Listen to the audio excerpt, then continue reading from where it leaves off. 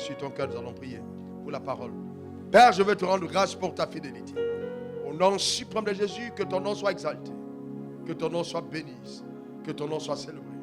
Je viens mettre une demande solennelle au devant de ton Saint-Trône. Donne-moi l'habileté d'enseigner, de prophétiser, de prêcher ta parole. Merci. Merci pour la capacité que tu donnes à toute personne qui m'écoute de comprendre ce qu'elle entend.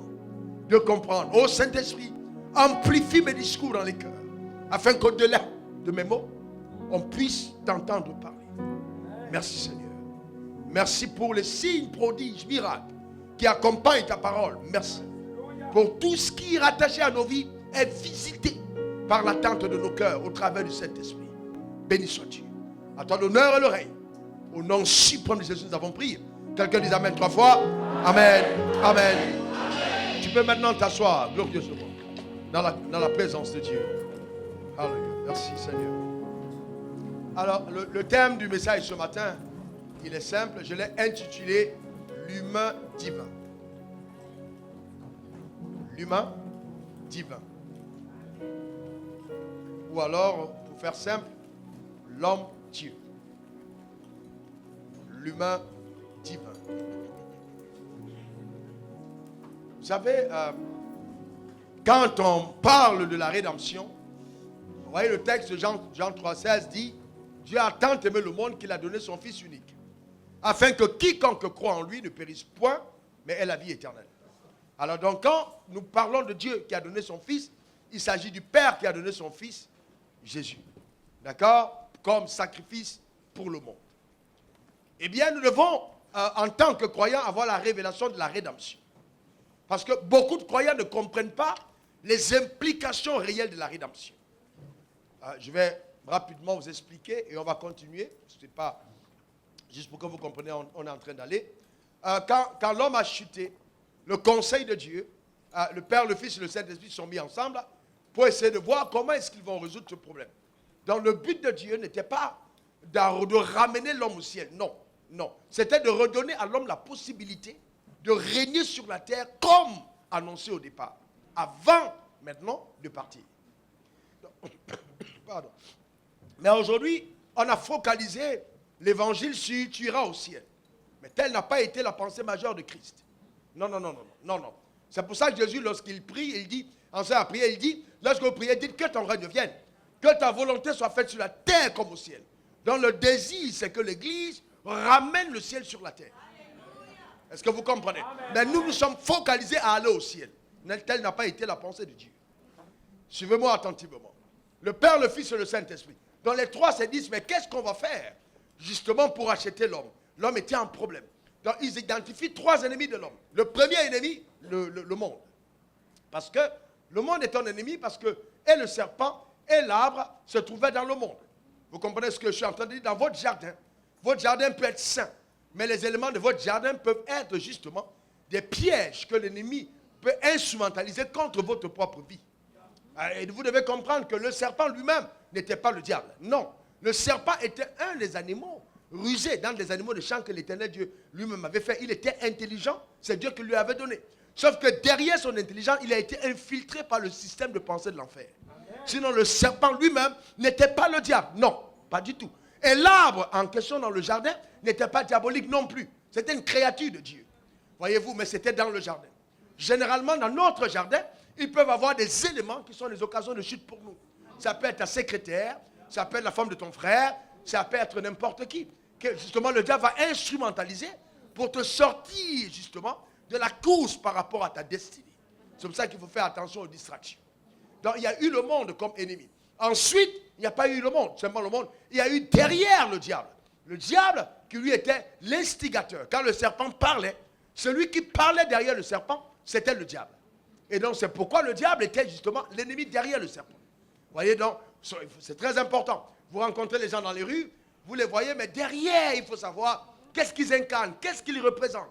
Parce que chaque fois que vous aurez un problème dans la vie, vous aurez un problème à partir des éléments que Dieu a fait sur la terre. Il y a des rencontres, quand vous les faites, votre destinée peut être ébranlée.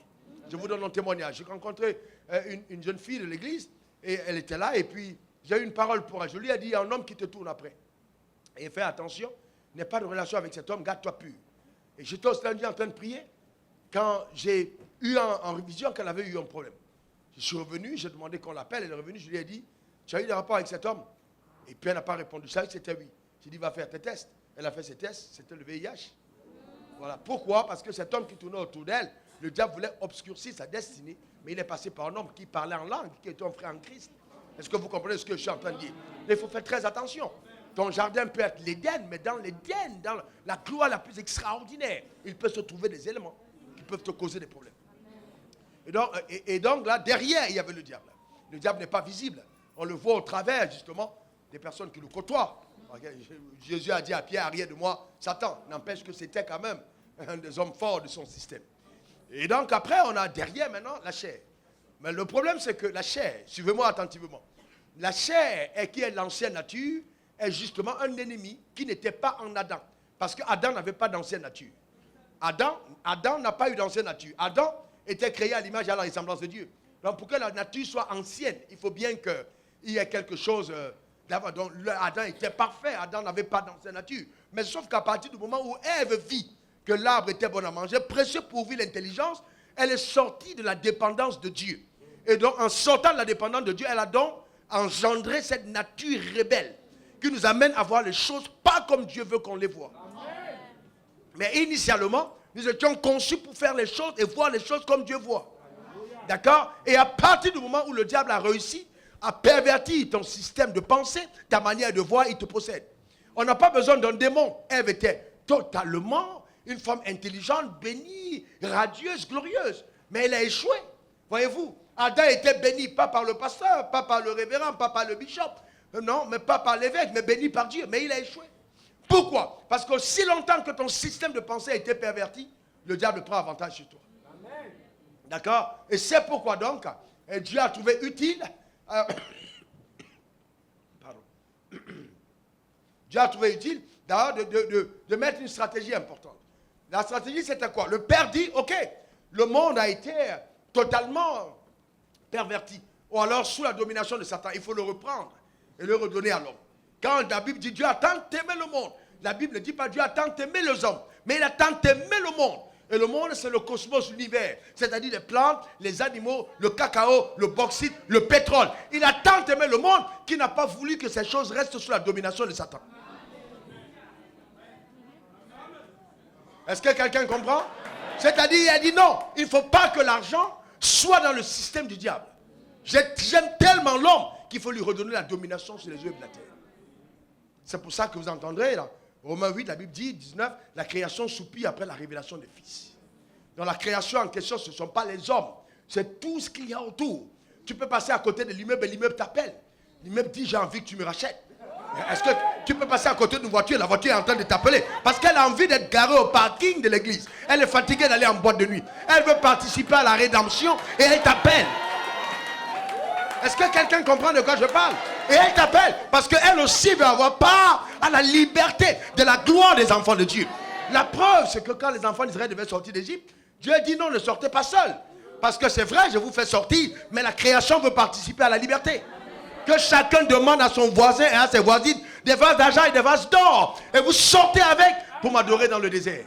Le drame aujourd'hui, c'est qu'on a enseigné aux gens à sortir du monde, mais en laissant les possessions dans le monde. C'est un mauvais salut. C'est un salut incomplet, c'est une rédemption imparfaite. Parce que si tu as laissé les propriétés dans le monde, il faut aller les chercher. Parce que Dieu n'a pas envie qu'ils restent dans le monde, Dieu a envie qu'ils participent au nouveau temple qui doit être bâti ici. Ils doivent revenir. Ton amen m'embête. Je prophétise sur ta vie une faveur particulière afin que le monde te soit favorable. Donne-moi le meilleur des amens. Dis encore amen. Quels sont ceux parmi vous qui croient que Dieu fait des miracles? Bien oui, votre pasteur est tellement loin que vous avez déjà vu beaucoup de miracles. Mais le drame, c'est que vous rattachez toujours le miracle au physique.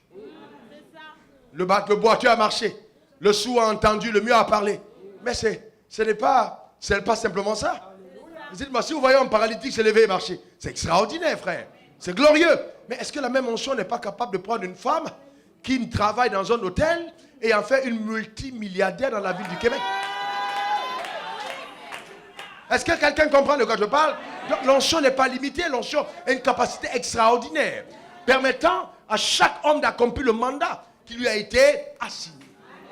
D'accord? On reçoit cette grâce sur ta vie au nom suprême de Jésus. Donne-moi le meilleur des amens. Dis encore amen. Donc après, dans la rédemption du monde, c'est pour ça, par le Père, Jésus est envoyé par le Père, mais lui, il vient pour neutraliser le diable. C'est pour ça que vous ne pouvez jamais dire, au nom de Dieu, démon va-t'en. Le démon, il varie. Il n'a pas été vaincu par Dieu. Il a été vaincu par Jésus. Donc si tu appelles le nom de Dieu, le démon ne se soumet pas. Mais dès que tu dis Jésus, l'enfer est en terreur. Pourquoi? Parce que justement, Jésus a paru, le Fils de l'homme, afin de détruire les œuvres du diable. Et donc maintenant, quand il a terminé son mandat, il va dire ceci. Et là, nous entrons dans le plein vif du message. Jean 16, verset 7. Il est avantageux que je m'en aille. Il est avantageux que je m'en aille. Il est avantageux que je m'en aille. Car si je ne m'en vais pas, le consolateur ne viendra pas. Mais lorsque le consolateur viendra vers vous, ok, d'accord, ce consolateur, il faut qu'il vienne. Il dit pour vous, il est avantageux que je m'en aille. Imaginez que vous avez vécu à côté de Jésus. Un homme extraordinaire, de par sa naissance. Extraordinaire de par ses actions. Et il vous dit, il est avantageux que je m'en aille. Mais comment peut-il le dire? Avantageux comment? Alors c'est tout à fait normal que Pierre lui dise, non mais maître, attends, qu'est-ce qui te prend? Alors la Bible dit qu'il a mis à l'écart. Donc ça veut dire même qu'il n'a même pas dit maître. Il dit, jeune homme, je suis plus âgé que toi, tu sais. Je supporte ton ministère depuis longtemps. J'ai tout abandonné pour toi. Ce n'est pas maintenant que nous sommes en train de connaître une gloire incroyable que tu vas parler de la croix. Mais qu'est-ce qui te prend? Je comprends que de temps en temps, tu veux faire le buzz, mais non. Il ne faut pas dire des choses pareilles. Ça a dû être un langage pareil. Et c'est lui qui dit, rien de moi, Satan. Voyez-vous, il le reprend fermement. Pourquoi? Pourquoi il le reprend fermement? Parce qu'en ce moment précis, là, Pierre est en train de s'opposer à son départ. Il ne veut pas qu'il parte. C'est un homme extraordinaire avec lequel il a vécu. Pierre a tout abandonné et il est préoccupé. En ce moment-là, il est préoccupé de son devenir. Si ce gars part, alors qu'on a une popularité pareille, comment on va faire? Tu ne dois pas mourir. Il dit, rien de moi, Satan. Alors Jésus dit, je dois partir. Et il dit, si je ne m'en vais pas, il ne viendra pas. Mais lorsqu'il sera venu, le Saint-Esprit, il vous conduira dans toute la vérité. En d'autres termes, la perfection de la rédemption se fait par le Saint-Esprit. Le drame, c'est que beaucoup de croyants se sont arrêtés à Jésus, alors que Dieu a voulu parfaire la rédemption avec le Saint-Esprit. Il est avantageux que je m'en aille. Donc un croyant qui a simplement accepté Jésus, mais qui ne comprend pas l'importance du Saint-Esprit en lui, ne vivra pas la totalité de la rédemption. C'est impossible.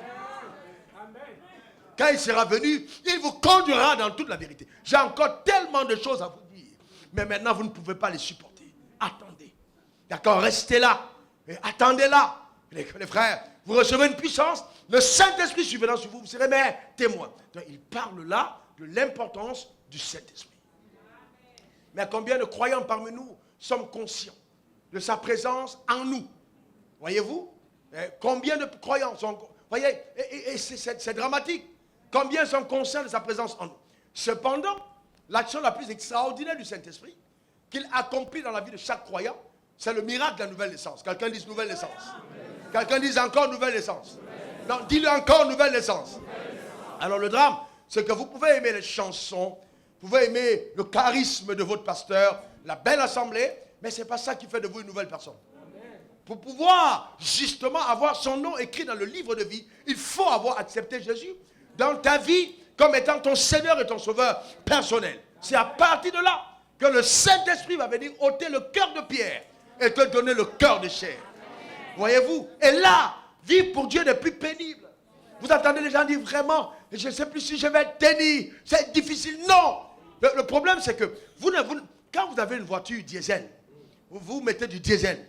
Mais le jour où on change le moteur et on met l'essence, le diesel ne fonctionne plus. Parce que le moteur a changé. Donc quand ton cœur a été changé, l'ancien système de vivre ne fonctionne plus avec toi parce que ton moteur a été changé. Le drame, c'est qu'on a beaucoup de personnes qui ont intégré les églises, mais qui n'ont pas fait l'expérience véritable de la nouvelle naissance. Ton père était évangélique, ta mère était presbytérienne, etc. Tu es né dans le mouvement chrétien. Mais tu n'as pas fait la rencontre avec Christ. Mais la rencontre avec Christ est vitale. Parce que c'est ce qui t'introduit dans une vie extraordinaire.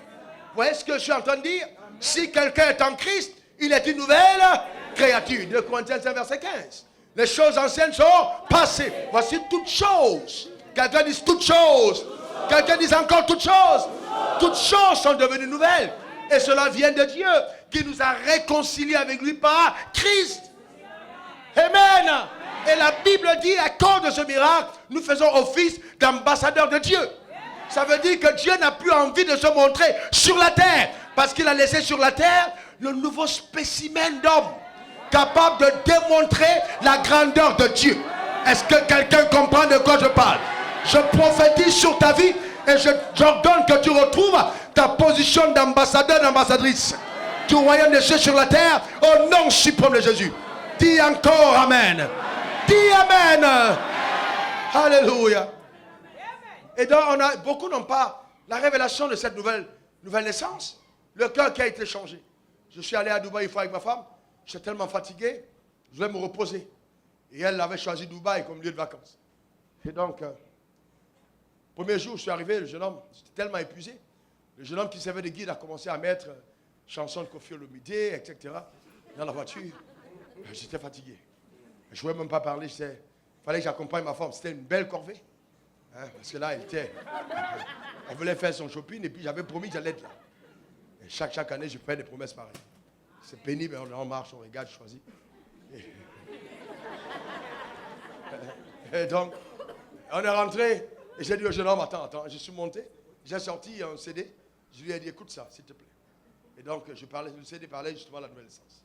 Il a allé écouter le CD, le lendemain, quand il est revenu, j'ai su qu'il avait écouté. Parce que quand il m'a vu, l'attitude a changé. Avant qu'il me voyait là, mais quand il m'a vu, j'ai senti qu'il se contenait. Et il s'est baissé, il a dit, papa, j'ai compris que le message l'avait touché. On a continué les courses, maintenant il a changé. Il n'y avait plus de Koffi Olomide, il a commencé à mettre la musique chrétienne dans la voiture, parce qu'il savait qu'il était là. Alors, quand on est rentré, il m'a dit, parce que j'ai un problème. J'ai dit, lequel? Il dit, je suis condamné. En fait, on m'a déjà condamné. Et je dois aller en prison. Bon, là-bas, on te condamne et puis on te laisse en liberté. On attend le jour où on t'appelle pour t'amener en cellule, parce qu'il faut dégraisser les cellules. Donc, il était là en train d'attendre qu'on l'appelle pour aller en prison. Et quand il m'a parlé de ça, je lui ai dit, je trouve, il y a un seul moyen juridique qui puisse permettre de contourner la condamnation. Il m'a demandé laquelle. J'ai dit, il faut que la personne qu'on a condamnée meure. Parce que si on a condamné quelqu'un et que la personne meurt, juridiquement, on n'amène jamais de cadavre en prison. Donc il faut que je te tue maintenant et que quelqu'un d'autre vive à ta place. Il a ouvert les yeux.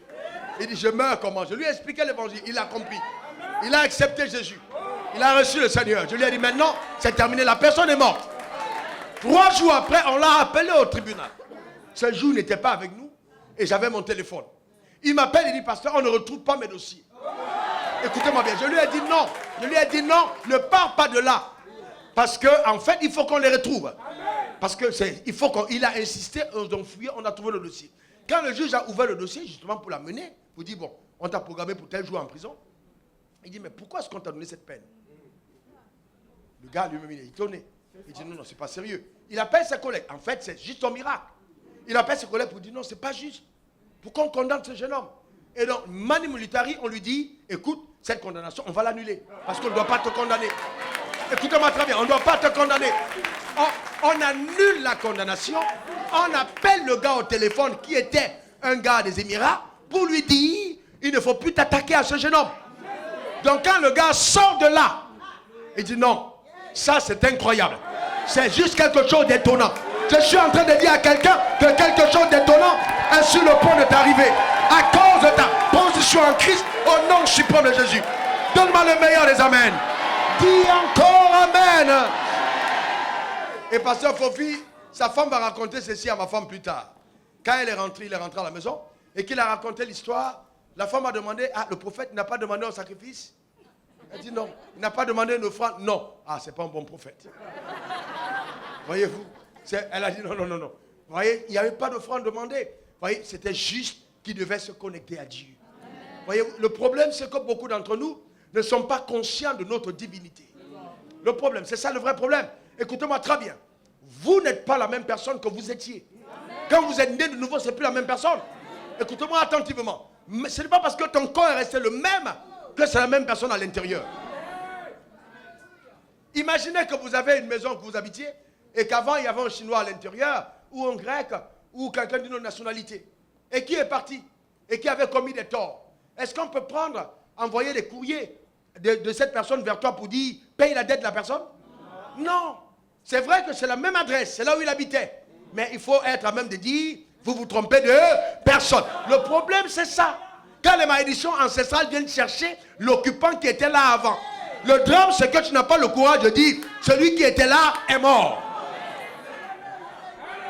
Est-ce que quelqu'un comprend? Celui qui était là est mort. Parce qu'en fait, juridiquement, tu n'es pas attaquable. La nouvelle création n'a pas commis de péché. Donc ça veut dire que celui qui cherche l'occupant dans l'ancienne maison est juridiquement condamnable. Et c'est pourquoi on a un avocat auprès de la cour céleste. Tu peux justement amener une requête en disant il y a une injustice sur la terre. Et l'avocat va plaider ta cause devant le trône. Et la malédiction n'aura pas d'effet sur ta vie. Je suis en train de dire à ta vie, à ta personne, que tu es dans une autre phase de ta vie sur terre maintenant. Donne-moi le meilleur des amens. Non, ton amen m'embête, dis amen. Dis encore amen. Quand votre pasteur parle de saison où on va vivre des choses extraordinaires, il y a des gens qui pensent que ce sont des slogans d'église. Non, je parle des choses surnaturelles. Des choses surnaturelles.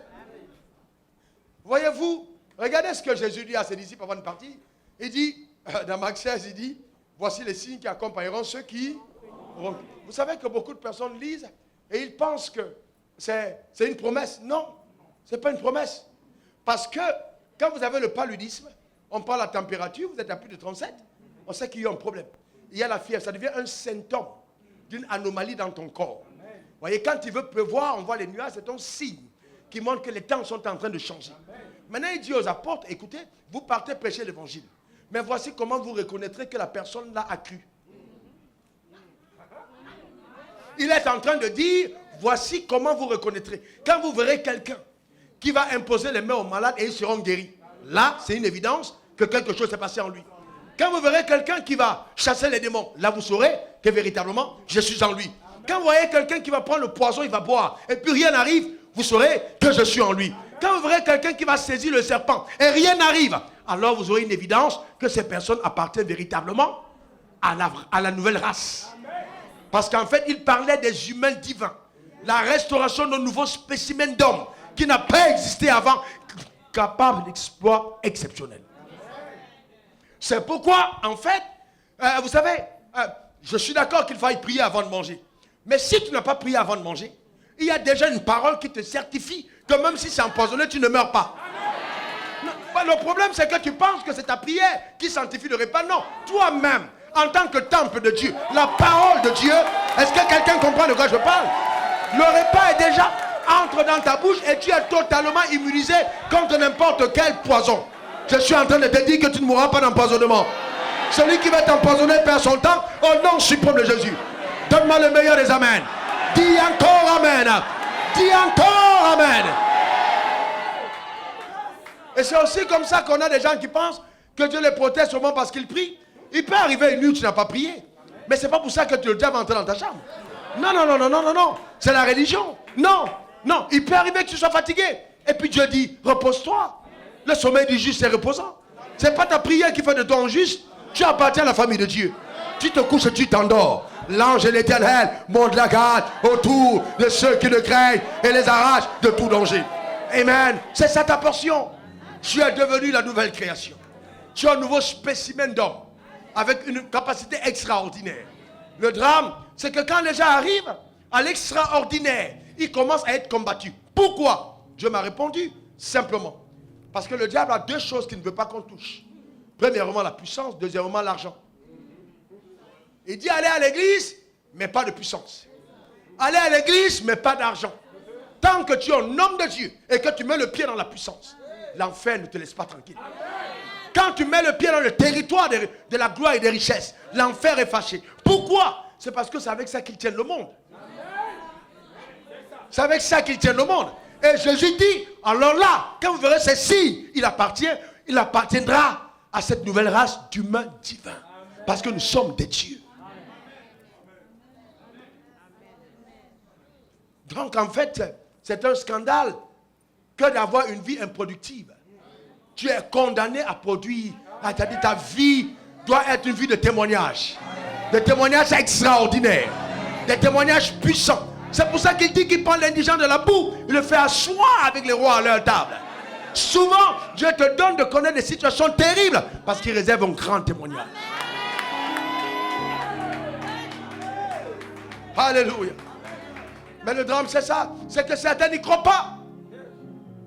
Ton diplôme est trop insuffisant. Gloire à Dieu pour notre éducation. Mais non, ton argent même est insuffisant. Si tu n'as pas la révélation de Christ en toi, ton impact sera toujours faible. D'accord? C'est très important de le comprendre. Donc on est là, on veut les choses normales. Comme tout le monde. Le même processus. J'ai fait 7 ans d'études supérieures. Je vais au travail. J'ai 2500 $ par mois. Après 15 ans, d'endettement, 20 ans, j'ai une maison.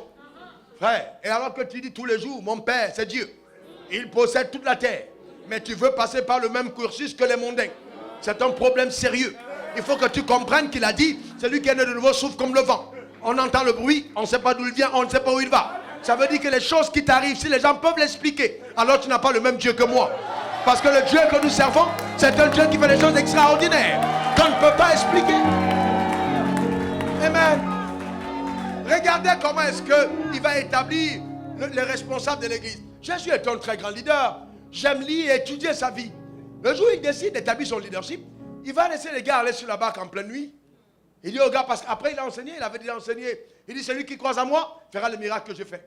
Il dit, comme le Père m'a envoyé, moi aussi je vous envoie. Donc il a enseigné ses disciples pour dire, écoutez-moi bien, ne me regardez pas comme étant un prototype unique. Je suis simplement le prototype modèle. Je suis venu vous montrer comment l'homme doit fonctionner. Dans tout ce que je fais, regardez au modèle. C'est pour ça qu'il dit, celui qui croit en moi fera aussi les œuvres que je fais. Il en fera de plus grandes. Donc ce n'était pas un leader qui limitait les autres. Il était en train de dire, si tu crois, il n'a pas dit le pasteur, il dit tout le monde. Si tu crois, voici les signes qui t'accompagnent. D'accord? Et donc maintenant, il va voir qui a retenu la leçon. Il termine la campagne d'évangélisation, il dit, les gars, avancez. Ils prennent la barque, ils partent. Il attend 4 heures du matin. Pendant que les gars sont dans la barque, et il apparaît maintenant marchant sur les eaux. Pourquoi est-ce qu'il fait ça? Parce qu'il veut voir qui des disciples a vraiment compris. Et qui peut conduire les autres après. Donc à 4 heures du matin, il est là sur les eaux. Les gars paniquent, c'est un fantôme. Première réaction, un fantôme. Ils marchent tous les jours avec Jésus. Mais dès qu'ils voient un miracle, c'est un fantôme. Il y a des gens comme ça. Dès que des choses extraordinaires se produisent, le même pasteur qui a béni leur mariage, il dit c'est la sorcellerie. Pourquoi? Parce qu'on a été formaté à croire que la puissance n'appartient qu'au diable. Mais je suis venu te dire que ta vie va dégager une puissance extraordinaire dans ta génération. Donne-moi le meilleur des amens. Dis encore amen. Et alors il regarde et Pierre dit, maître, comment il sait qu'il crie? Parce qu'il y a le vent. Maître, maître, si c'est toi, ordonne que je vienne. Donc pourquoi il dit ça? Parce qu'il se souvient du message, de l'enseignement. Donc il a fait un enseignement, maintenant c'était travaux dirigés. Il fallait que ce soit pratique. Imaginez-vous dans la mer la nuit. Vous voyez quelqu'un qui ressemble à votre maître, il vous dit viens. Il faut être quelqu'un de surnaturel. Pour oser mettre de pas là. Parce que si c'était un fantôme qui partait, Pierre était perdu. Est-ce que quelqu'un comprend de quoi je parle? Eh bien oui, c'est normal. Dieu te demande de faire certaines choses. Tu regardes, tu dis non, c'est pas possible. Non, Dieu ne va jamais te demander de faire des choses que ton habileté ancienne te rendait capable de faire.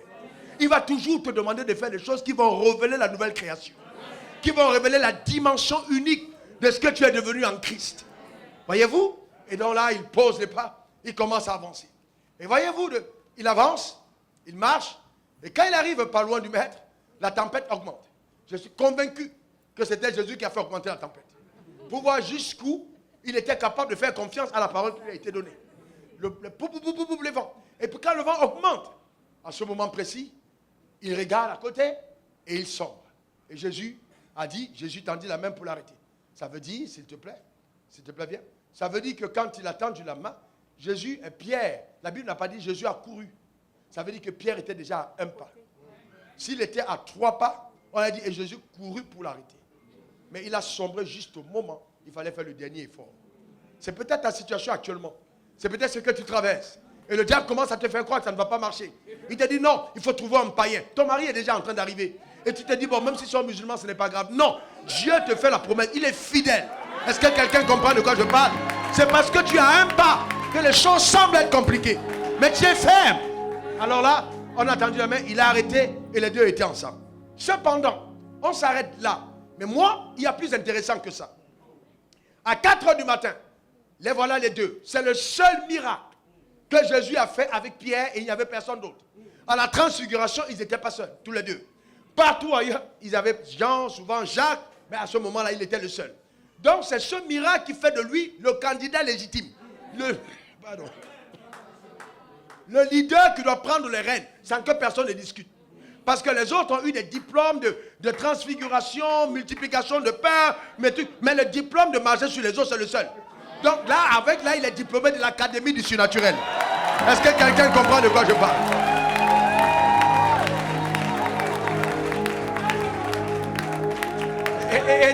Et étant diplômé de cette académie, quand le gars sombre et que Jésus l'arrête, la barque était à distance. Ça ne veut pas dire la barque n'était pas à côté. Non, la barque était à distance. Donc les deux ont fait le chemin retour vers la barque. Ils sont repartis monter. Si tu veux que ta vie soit extraordinaire, décide de sortir de la barque de la religion.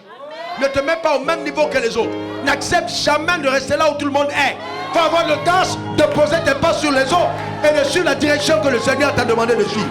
Est-ce que quelqu'un comprend de quoi je parle? Et laissez-moi vous dire quelque chose. Personne ne peut avoir le succès dans la vie sans échouer. Échouer, c'est le fondement qui solidifie le succès. Est-ce que quelqu'un comprend? Donc il fallait que Pierre descende. Parce que demain, il allait aider les personnes qui sont descendues aussi. Montrer que malgré la performance que la parole nous donne, quand nous descendons, il y a toujours le maître à côté, capable de nous tenir la main et d'être avec nous. Je suis en train de te dire que ton maître ne t'a pas abandonné. Il est avec toi, il te tient la main. Il te dirigera dans ta barque. Et les gens te respecteront à cause de ce qu'ils verront dans ta vie. Dis encore Amen. Dis encore Amen.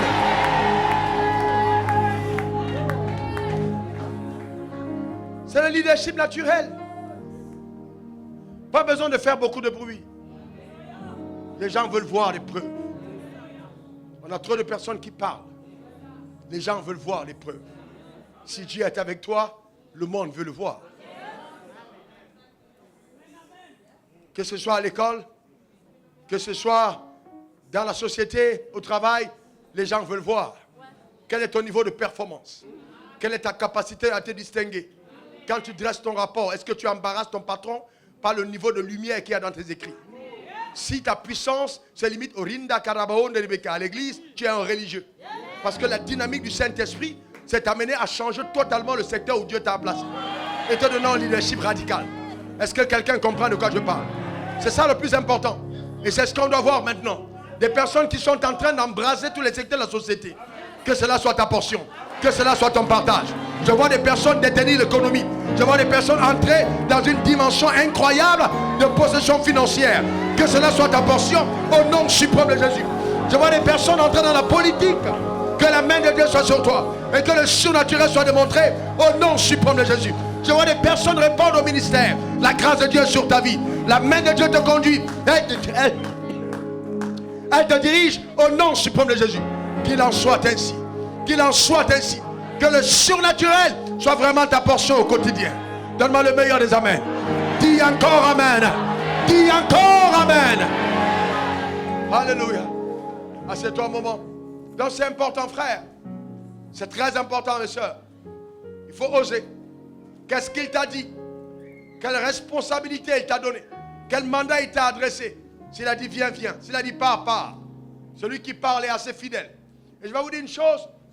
La parole de Dieu contient, qu'elle t'a donnée, elle contient tout ce qu'il faut pour que tu réussisses. Le drame, les gens disent, oh, si j'avais l'argent. Non, tu n'as pas besoin d'argent, tu as besoin de sa parole. Quand il t'a donné une parole, c'est pour ça qu'on dit, il veille sur sa parole pour l'exécuter. Le drame aujourd'hui, c'est qu'on a beaucoup d'ambitieux et très peu de visionnaires. L'ambitieux décide de faire ce qu'il veut. Le visionnaire fait ce que Dieu veut. Donc si dans la barque, Jacques s'était levé pour marcher sur les eaux, c'est pas sûr que il allait avoir le même résultat. Pourquoi? Parce qu'il ne lui avait pas été dit, viens. Il y a des choses que Dieu t'a réservées. À cause de la dimension de la communion. Il te parle. Ne t'arrête pas là. Ne t'arrête pas là. Il a dit, vous régnerez dans la vie. Mais toi, tu luttes, tu veux être pasteur assistant, tu veux être diacre, tu veux être ancien. Gloire à Dieu pour ça.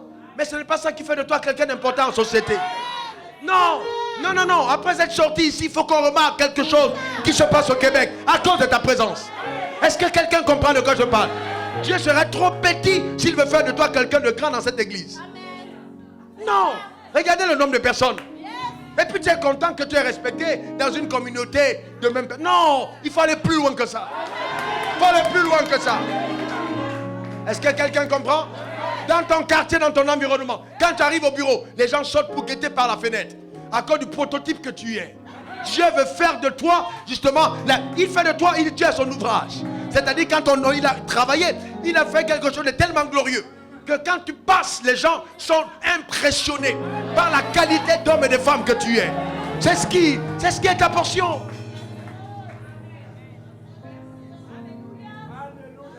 Mais combien de personnes tiennent, combien de personnes parmi nous vivent à cette dimension? Il t'a donné les clés du royaume. Tu les as. Tu as les clés du royaume. Ce que tu lis sur la terre, elle est dans le ciel. Il faut aller un peu plus loin que ça. Est-ce que quelqu'un comprend? C'est très important. Il faut aller plus loin que ça. Et puis je vois des gens à l'église, Révérend Espérance, ils se réjouissent. J'ai donné 10%. J'ai donné 10%. Les hommes extraordinaires ne sont pas à 10%. Les hommes extraordinaires, 10% ce sont les hommes ordinaires. Vous ne pouvez pas utiliser quelque chose d'ordinaire pour un résultat extraordinaire. Ça ne marche pas. Quand on parle d'offrande, les gens ils tremblent, ils paniquent. Mais c'est incroyable. On parle de la divinité. Et on parle de Dieu. En toi. Ton corps est le temple du Saint-Esprit. Christ est en toi. Celui qui détient le monde entre ses mains est en toi. Et il marche avec toi. Et tu paniques. C'est incroyable. L'argent te fait trembler. Il y a des gens, vous savez, vous ne connaissez jamais une personne quand il est pauvre. La pauvreté est un masque. Quand c'est sur ton visage, on ne sait pas qui tu es. C'est l'argent qui révèle les cœurs.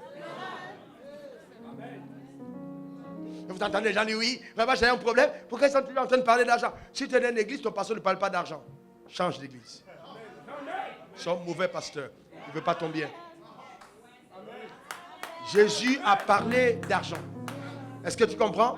Et je viens te parler de surnaturel aussi dans tes finances. Parce que si tes finances ne sont pas impactées, ta dimension surnaturelle n'est pas vraiment visible. Il faut qu'il y ait quelque chose. Regardez le seul jour où Dieu était absent au ciel. On le cherchait au ciel, on ne le trouvait pas. Il était chez Salomon. Il a passé la nuit avec lui. Pourquoi? Salomon a déposé 1000 holocaustes sur l'autel. Et on dit à te mesurer la mesure à laquelle tu t'es servi. Il n'y avait pas de mesure au ciel. Dieu dit, il faut qu'on aille rendre visite à ce gars. Parce que là, il nous a défiés. Ils sont allés la nuit, rencontrer Salomon et ils ont discuté avec lui. Salomon dit, non, non, non, Dieu, moi je veux juste la sagesse. Il dit, ok, tu as demandé la sagesse, il n'y a pas de problème. Cependant, le fondement de la sagesse, c'est la richesse. Si je ne pose pas la fondation de la sagesse, en te donnant la richesse, tout ce que tu vas dire, personne ne va respecter ça.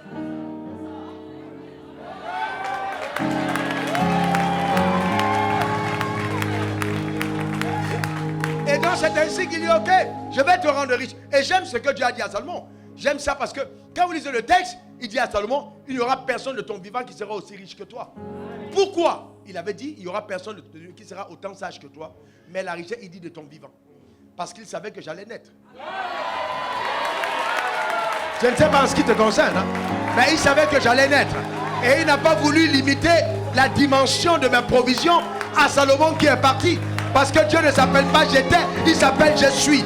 Je suis en train de dire à quelqu'un, dans ta vie maintenant, au nom suprême de Jésus, une autre dimension de grâce.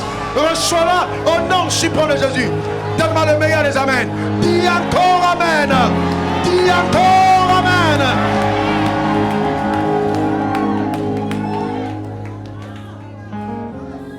Le contrat que tu vas signer va embarrasser tes semblables. Si un Dieu souffle sur la terre et que la terre produit le cœur et les reins, vous imaginez de quoi ce Dieu est capable? Et la terre, il y a tout ce que tu vois, les yeux qui marchent avec un souffle. Je ne peux pas imaginer de quoi ce Dieu est capable.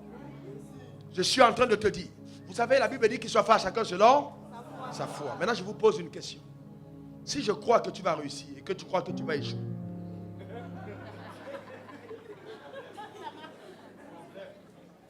qu'il soit fait à chacun selon le pasteur Fofi croit que tu vas réussir et toi tu crois à ton échec. Est-ce que tu sais qu'il y a la foi des gens qui peuvent te sauver. Quelqu'un peut engager sa foi sur ta destinée. Et les choses commencent à t'arriver à cause de ce qu'il a cru. À cause de ce qu'il a dit. Il ne vous est pas souvent arrivé de voir vous échapper à des choses. Vous dites, je n'ai même pas prié, mais les déclarations qui sont faites sur l'autel ont engagé ta destinée. Ont engagé ta destinée sur le couloir. Donc en étant dans une église où il y a une grâce qui coule, votre destinée est propulsée. Vous voyez? Propulsée sur les sillons tracés. Donc ce qui t'arrivera, ce n'est pas toujours ce que tu as demandé. Je suis en train de m'associer à la foi de ton pasteur, connaissant son cœur pour te condamner maintenant à l'abondance au nom suprême de Jésus. Je te condamne à la productivité au nom suprême de Jésus. Donne-moi ton meilleur des amens. Dis encore amen. Frères et sœurs, une phrase donnée sous l'onction est capable de créer des dégâts incroyables. Il ne faut jamais être religieux quand une atmosphère pareille est relâchée. Un jeune homme au Bénin, j'ai prophétisé comme ça, il a dit amen. Il a couru devant l'autel, il s'est jeté devant l'autel, il a jeté une semence devant l'autel. Et quand je suis revenu 1 an plus tard, il était un gros propriétaire terrien. Et il a témoigné devant tout le monde des faveurs incroyables qui ont commencé à l'accompagner. Oui, Dieu a créé toutes choses avec sa parole. Quand la parole est relâchée avec autorité et foi, elle produit des choses incroyables. Je suis en train de te dire que ce matin c'est prophétique. Ton pasteur lui-même a dit en introduction que les choses ordinaires, on ne les veut plus. Ton amen m'embête. Je dis les choses ordinaires, ce n'est pas ta portion. Dis amen. Dis encore amen. Entre dans une autre dimension. Reçois cette grâce au nom suprême de Jésus. Amen. Je pensais que c'était ton mot. Au nom suprême de Jésus.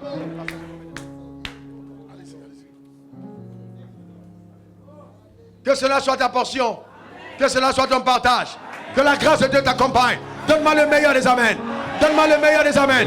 Mets tes deux mains sur ta tête et tape un peu ta tête comme ça. Dis réveille-toi. Réveille. Non, il faut simplement que tu aies un autre niveau. Tu ne peux plus te permettre de vivre comme tu as vécu avant. Non, ce n'est pas ta portion. Non, ce n'est pas ton partage.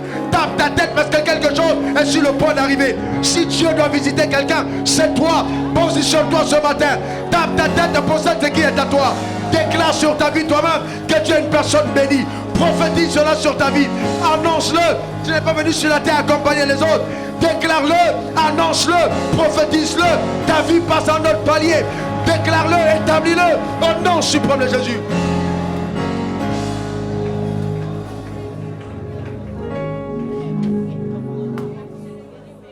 Que quelqu'un dise c'est mon partage. Quelqu'un dit c'est mon partage. Amen. Amen.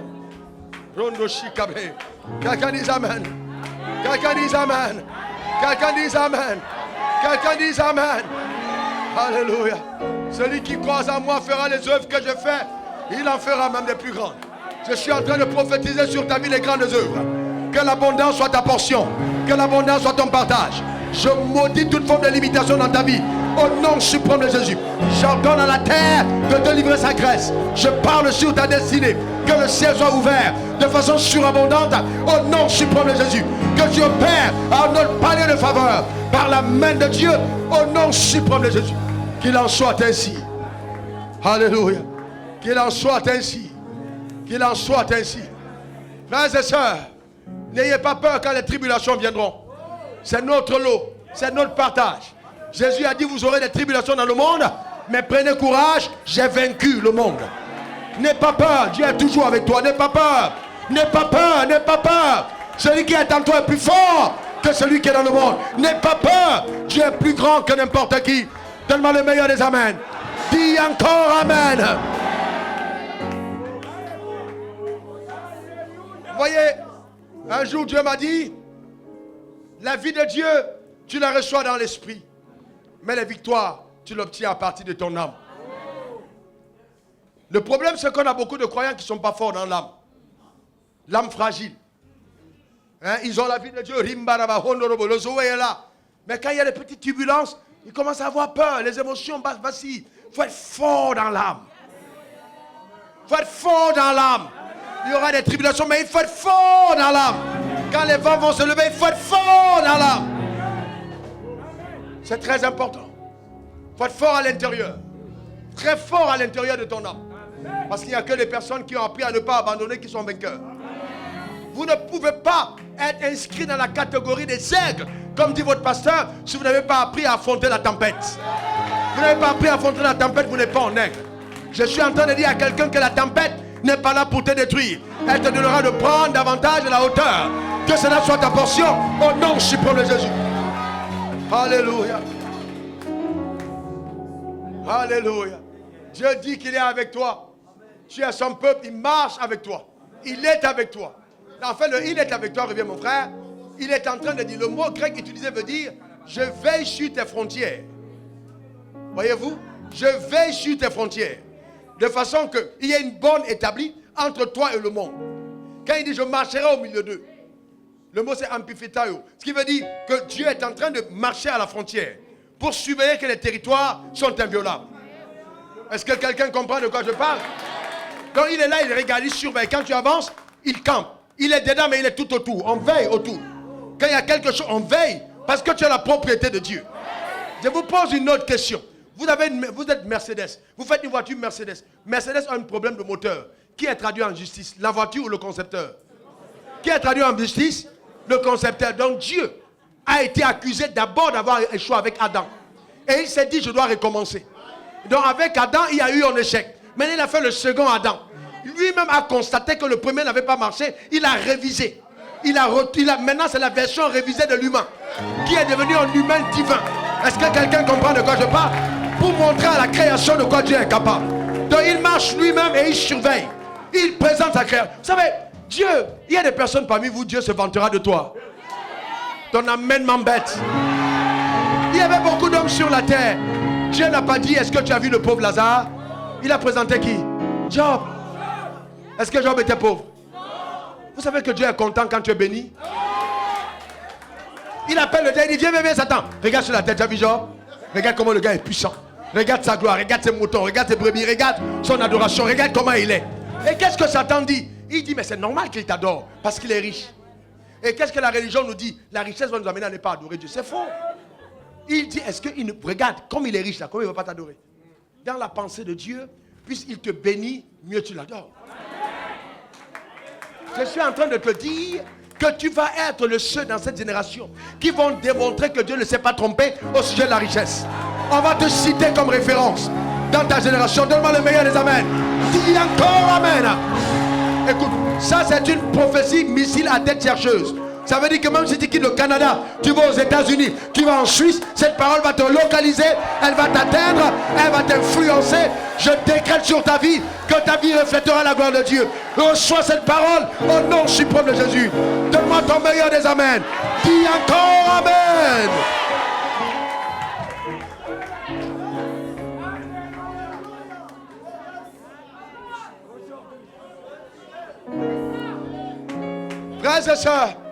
Frères et sœurs, écoutez-moi très bien. Jésus peut être avec toi et tu te noies.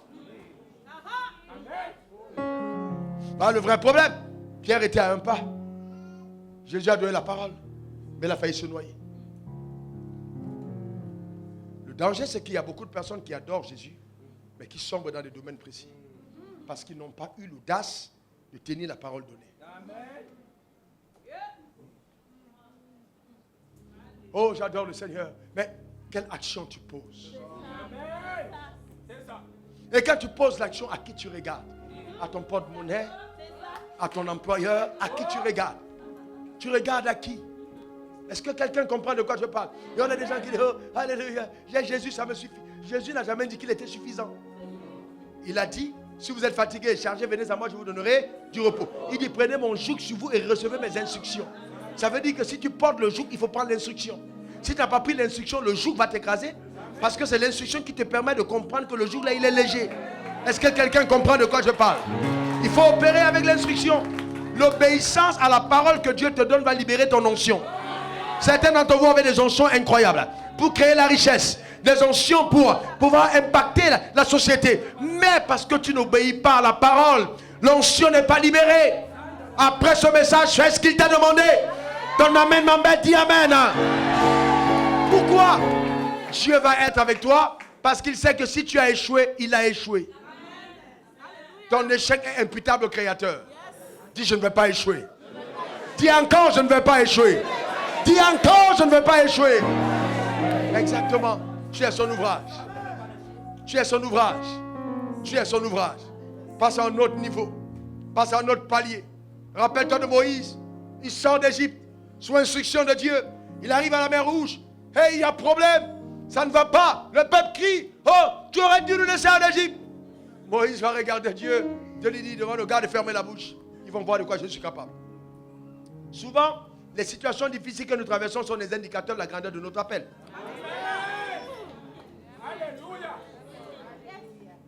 Mais heureusement que Moïse était entraîné. Il était entraîné avec son bâton. Il avait vu le bâton dans le désert. Dieu lui a dit, qu'est-ce que tu as dans la main? Il dit le bâton. Il dit, jette-le. C'est devenu un serpent. Il dit, tiens-le par la queue. Il récupère. Normalement, les dresseurs de serpents tiennent les serpents par la tête. Mais il a récupéré par la queue. Le bâton, le serpent est devenu un bâton. Il ne comprenait pas encore très bien. En Égypte, il a vu ce que ça voulait dire. Devant la mer, maintenant Dieu lui dit, étends ta main. Exode 14, il dit, étends ta main.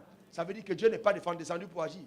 Il dit, étends ta main. Ça veut dire que tant que sa main était restée là, le peuple allait être détruit. Mais il dit, étends ta main.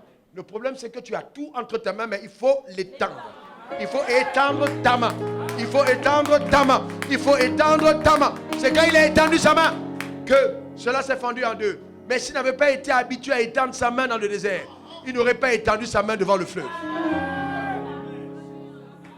Il n'aurait pas étendu sa main devant le fleuve. Et quand ils ont traversé, au verset 26, il s'est retourné. Voilà que les Égyptiens essaient aussi de passer. Faites attention quand les gens ont leurs alliances. Ne copiez pas ce qu'ils font. Parce que vous les connaissez. Ne copiez pas. Ce n'est pas à toi qu'on a dit. Dès qu'ils sont entrés, Moïse a encore étendu sa main. La même main a refermé les adversaires. Je vais te dire ceci. Souvent, tes adversaires sont en vie parce que tu n'as pas voulu qu'ils meurent. Hein? L'autorité est entre ta bouche. Tu peux fermer le ciel sur la vie de quelqu'un. Quelqu'un peut s'attaquer à tes enfants et puis tu dis, bon, pendant 2 ans, tu vas tourner en rond. Et il va tourner en rond. Parce que l'autorité t'a été donnée, je te garantis. Je termine avec ce témoignage. Un monsieur, grand frère, on a monté une affaire ensemble. Tu peux aller à ta place, merci beaucoup. On a monté une affaire ensemble.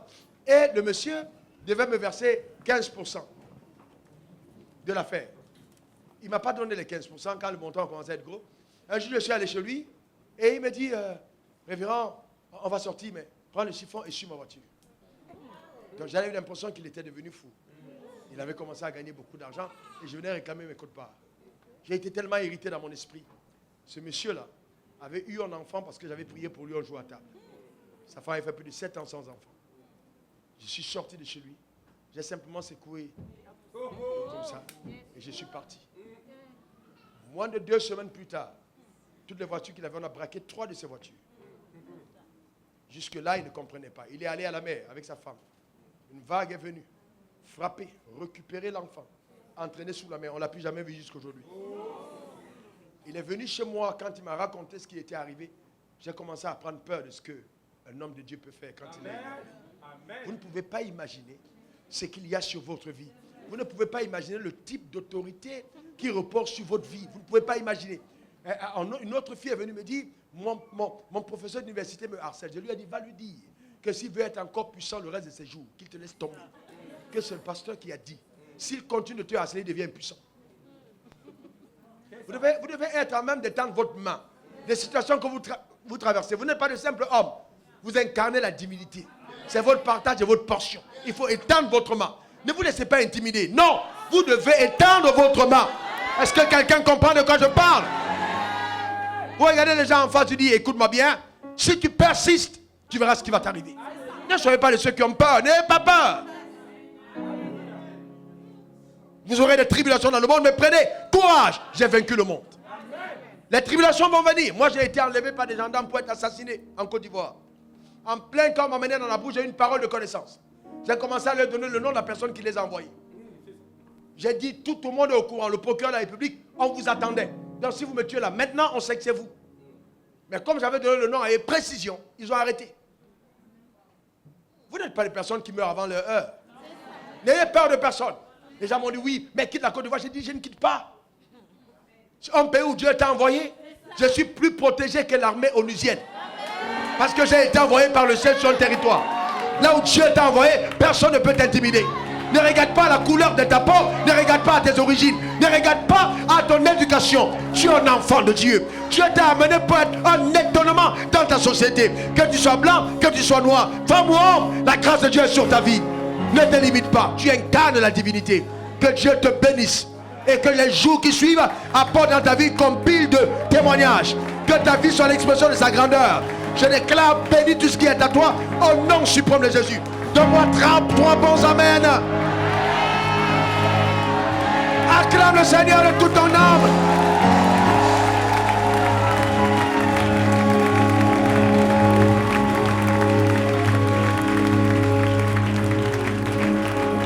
Amen.